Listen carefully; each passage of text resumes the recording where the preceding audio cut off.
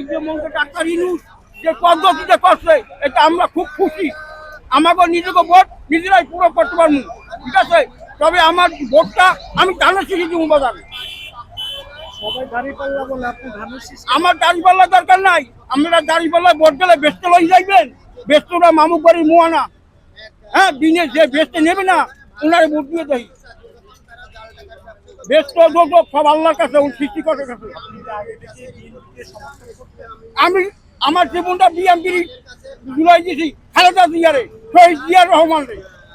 কি মনে হয় বিএনপির বেগম জিয়া যেভাবে দলটাকে গুছিয়ে রেখেছিল তারেক রহমান কি পারবে? হ্যাঁ পারবে, ইনশাল্লাহ উনি পারবে, এটা আমার দৃঢ় বিশ্বাস উনি পারবে।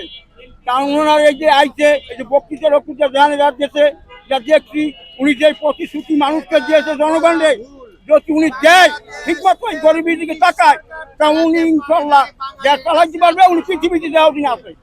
আপনারা তো সবসময় বিএনপি আওয়ামী লীগকে নিয়ে সবসময় ইলেকশন করতেন, এইবার আওয়ামী লীগ নাই, সেটা আসলে কিভাবে দেখছেন আপনারা? আওয়ামী লীগ নাই, আওয়ামী লীগ নাই মনে করেন তার নিজের দোষে নিজে উড়াল মারছে। আওয়ামী লীগের তার বিএনপিও লড়াই নাই আর জামাতও লড়াই নাই, এটা জনগণ লড়াইছে, জনগণের ক্ষতি করছে। আমাকে রিক্সালের সাদা দেওয়া লাগছে, বুঝলেন নাই? সন্ধ্যার পরে পাশে তাদের যে আছে সব লই গেছে। হ্যাঁ এখন তো কেউ আবার কেউ নাই, ওর নিজের পায়ে নিজে কুড়াল মারিয়ে ভাগছে, ওর তো কেউ লড়াই নাই। নিজে তো সে দুষ হয়ে খোঁজারে দিচ্ছে না, হে নিজে যে অপকর্ম করছে সেই ফল হয়ে পাইতেছে। ধন্যবাদ।